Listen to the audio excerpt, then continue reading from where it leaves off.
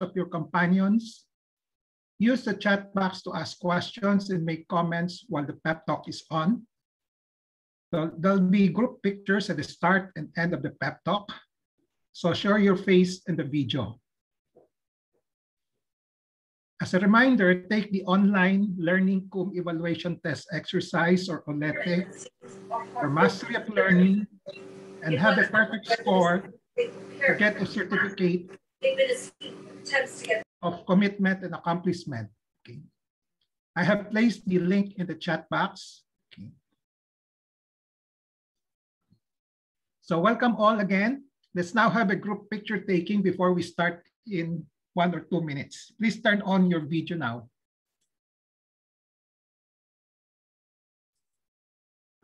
Gallery. Okay. Can you also take pictures on your end? 1,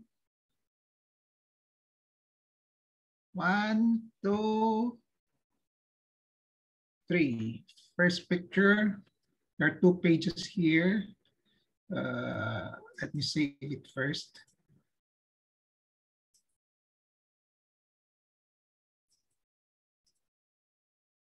Page 2. Okay, show your face. 1, 2, 3. 1, 2, 3. Okay.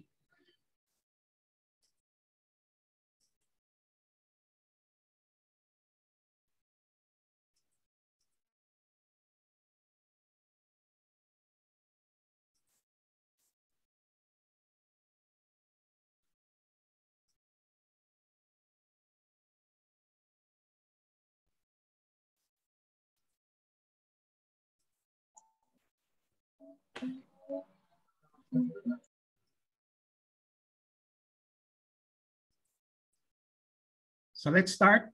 I have a patient empowerment program in which I like to empower the lay people or patients to take control in the management of their health.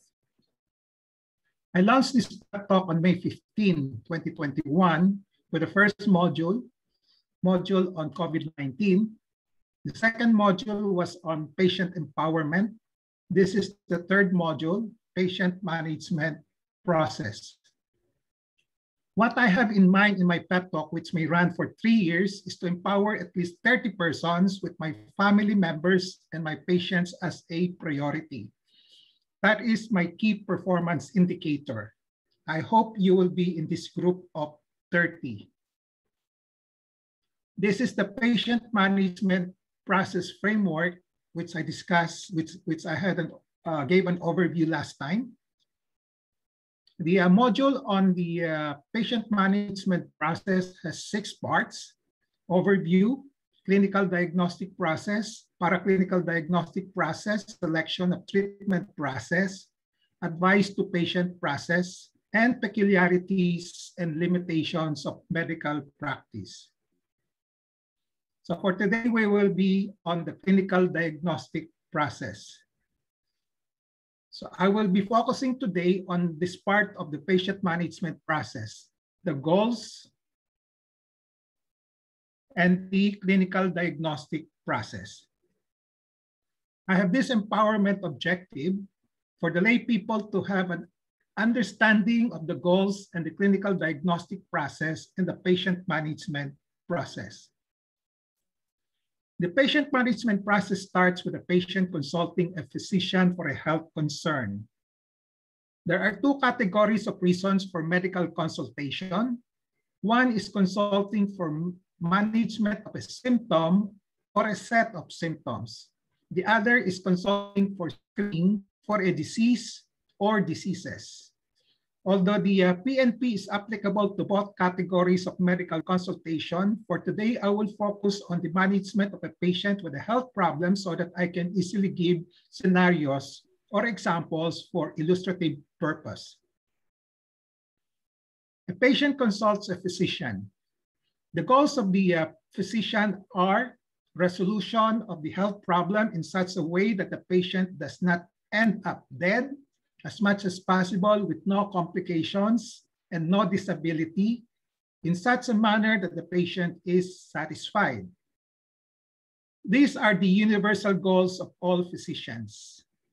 These are also rightfully the expectations of the patients.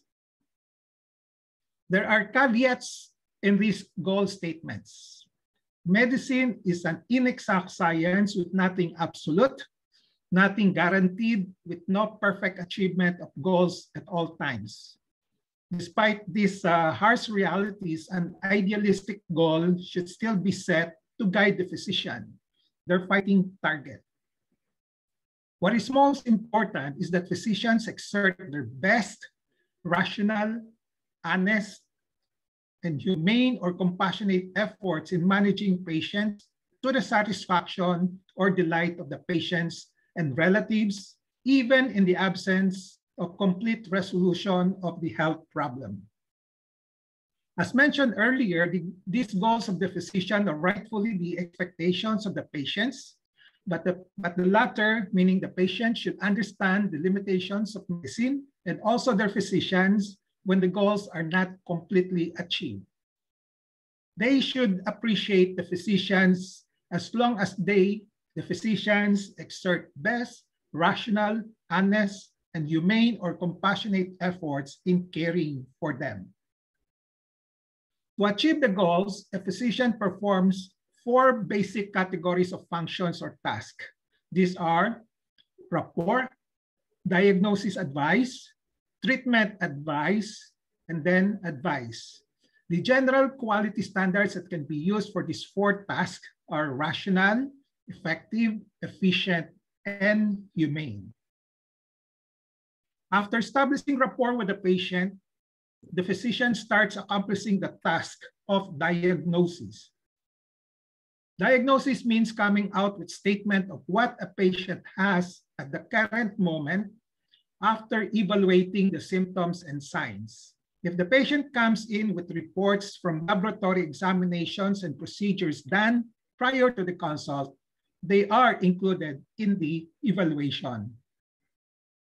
Before coming out with a diagnosis, the physician interviews and does physical examination on the patient. The data gotten from the interview are called symptoms.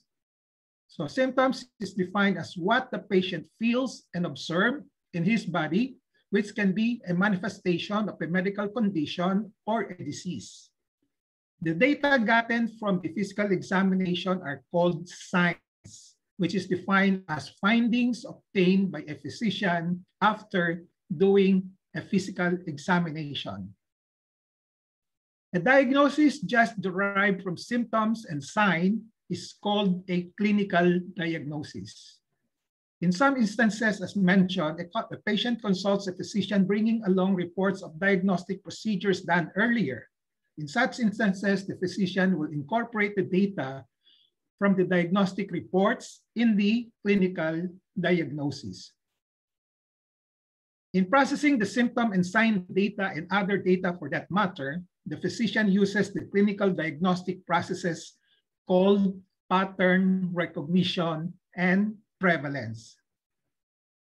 Pattern recognition process means realization that the patient's presentation conforms to a previously learned picture or pattern of a disease.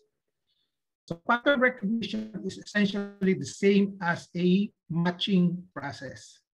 Prevalence process means the choice of a diagnosis is based on the frequency of occurrence of the disease in a certain locality, in a certain age and sex group, and in the affected organ and system. Illustration 1 for the clinical diagnostic process. Knowing the common manifestations of 5 different diseases as follows. Disease A, ABCD manifestations. B, FGHI. C, KLMN. D, PQRS. D, disease E, UVWX. Given the patient manifesting with PQRS, your diagnosis should be disease D, as in dog. So what is the process used? Pattern recognition. Illustration number 2, knowing the common manifestations of 3 different diseases and the relative frequency of each as follows. This is A, B, C, D manifestation, but the least common. And this is B, the same manifestation, frequency in between these two. This is C, A, B, C, D manifestation, but the most common. Given a patient manifesting with A, B, C, D, your diagnosis is disease C. So what is or are the processes used? Pattern recognition, because you recognize a pattern of A, B, C, D, but you choose D as C because it's the most common. So mainly prevalence. Illustration number 3.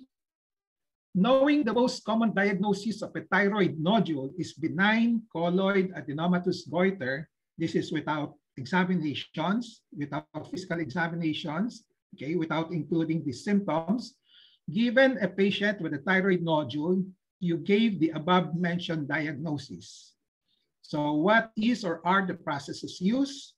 Prevalence.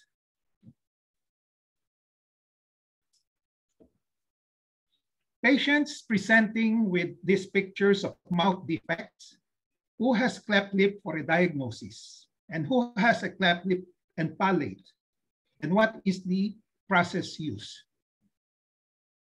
The one on the left side of the screen has cleft lip because only the lip is involved. The one on the right side has cleft lip and palate because the palate is also affected. The process used here is pattern recognition. The patient has bulging eyes and enlarged thyroid. What is the diagnosis and what process is used? Bulging eyes and an enlarged thyroid gland are the usual presenting signs of hyperthyroidism. So here we recognize a pattern of hyperthyroidism. Thus, the diagnosis is hyperthyroidism, and the process used is pattern recognition. The patient has cough, colds, fever, and tiredness. COVID-19, flu, and common colds present with the same set of symptoms. How does one process for a diagnosis? COVID-19 should be the primary diagnosis during time of COVID-19 pandemic. The process used is prevalence. During the time of flu pandemic, epidemic, or outbreak, when COVID-19 and common colds are not common, then flu should be the primary diagnosis. The process used is prevalence. At this point, I'd like to insert something still related to our discussion on the clinical diagnostic process, but which I advise you to remember for the rest of your life and be empowered by knowing, for chances are you will be confronted with it, and now in the future, and on yourself and on your loved ones. This is how to diagnose a mass on the body surface using pattern recognition. Foremost question to ask is whether the body surface mass is cancer or not cancer. Using pattern recognition, know and look for signs of cancer and also signs of not cancer. If signs of cancer are present, the primary diagnosis is cancer. If no cancer signs are present, so more likely not cancer, especially if there are signs of not cancer. Signs of cancer that can be used for pattern recognition are the following: hard, solid mass, fixed mass with skin changes overlying the mass, lymph nodes on the same side of the mass, distant mass suggestive of a spread. Signs of cancer that can be used for pattern recognition are cystic mass, which means it most likely contains fluid, and signs of inflammation, infection such as pus, redness, tenderness, etc. The output of the clinical diagnostic process is diagnosis. And as mentioned, diagnosis is an identification label of the patient's health problem. The elemental steps in making a diagnosis or a diagnostic statement consist of the following. First, identify which organ or tissue or system is involved. Then identify the disease in general terms, such as inflammation, infection, tumor, trauma, endocrine disorder, etc. Then try to be more specific in identifying the disease, if possible, such as malignant neoplasm or cancer, abscess, etc. Examples of diagnostic statements. Right breast mass, malignant. Okay, so right breast represent the organ or tissue. Mass represent the disease in general. Okay, and malignancy is the specific disease. Okay.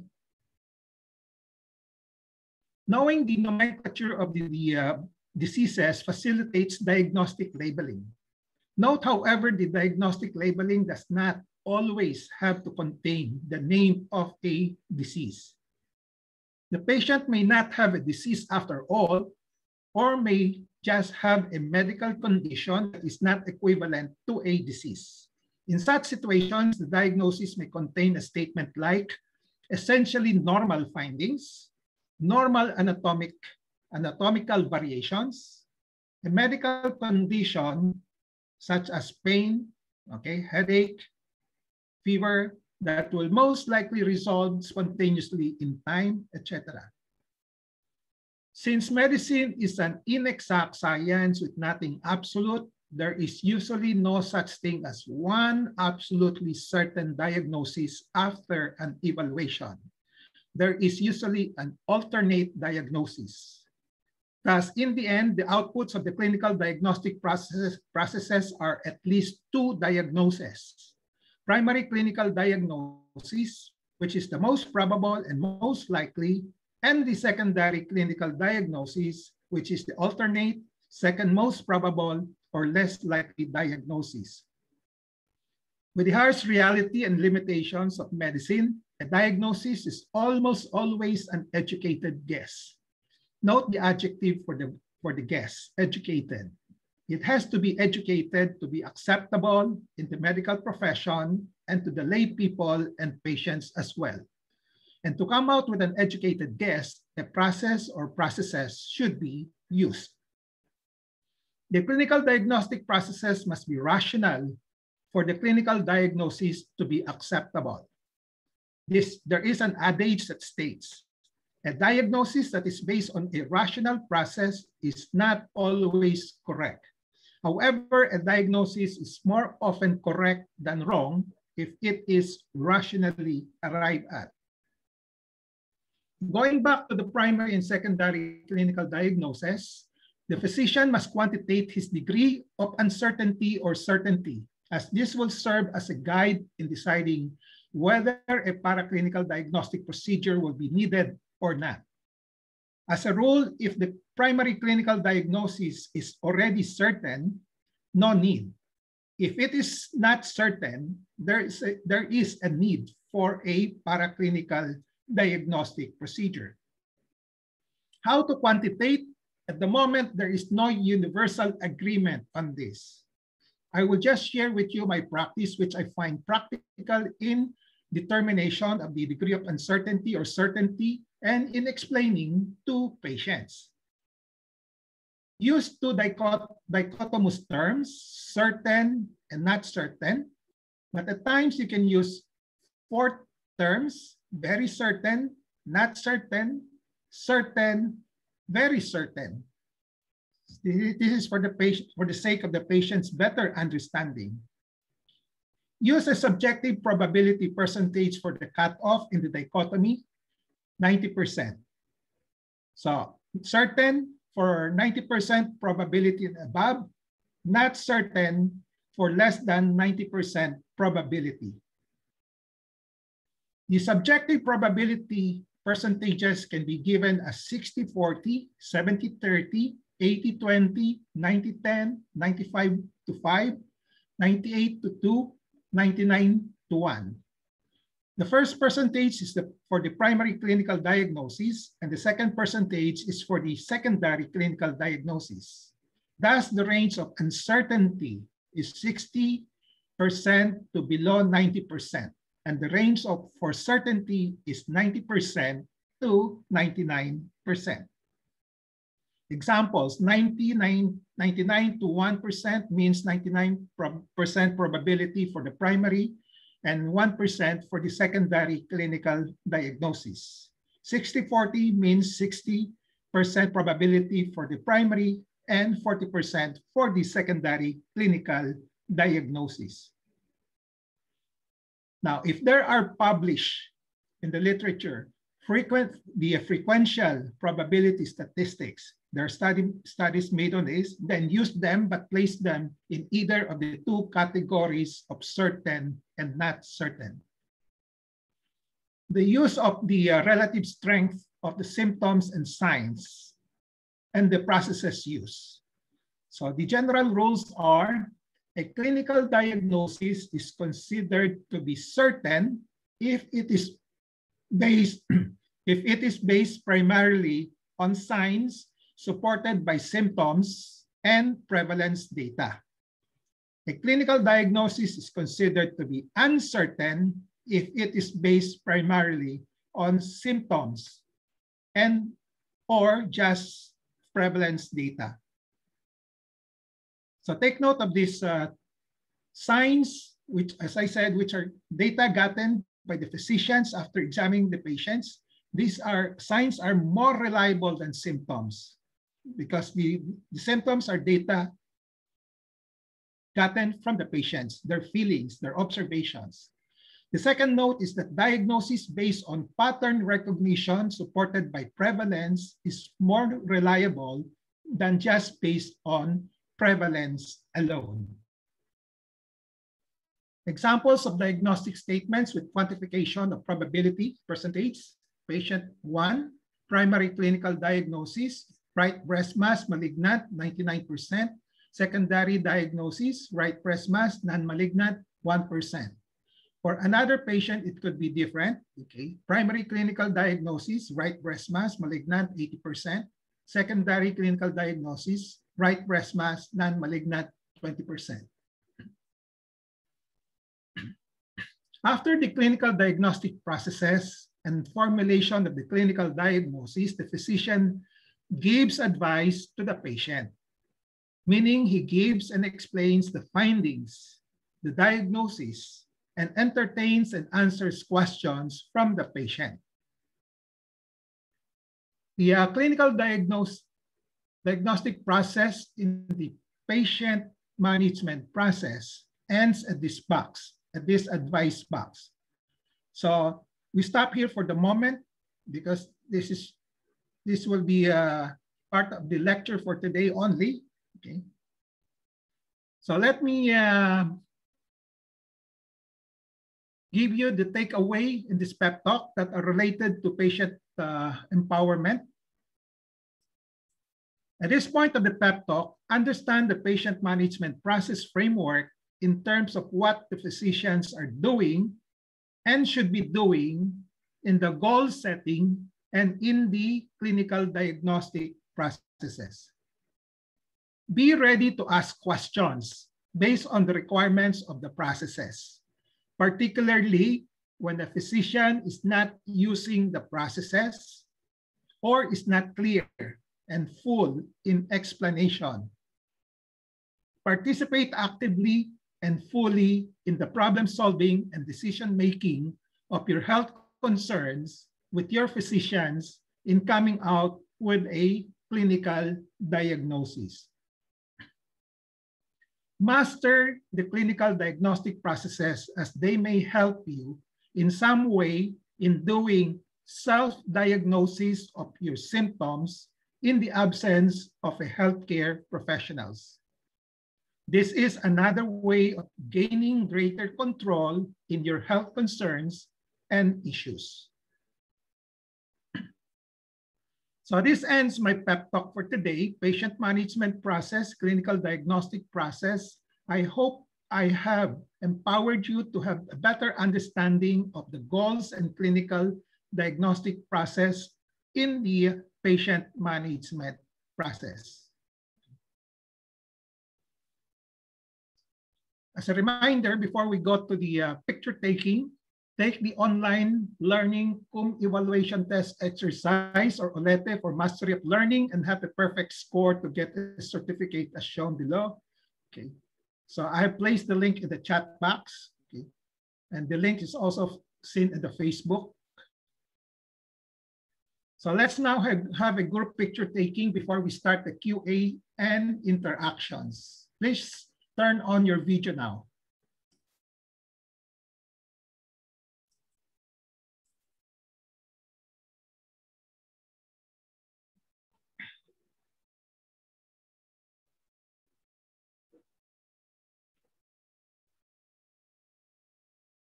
Okay. Gallery view. 1, 2, 3. Let's see. Let's have a page. I guess we have page 2. Page 2. Ready? 1, 2, 1, 2, 1, 2, 3.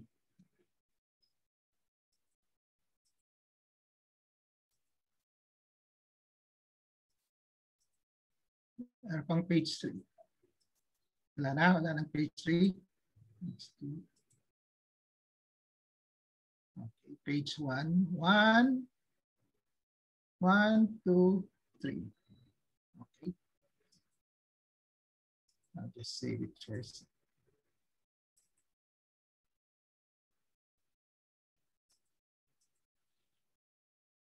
Okay, the floor is now open for questions and comments. Okay.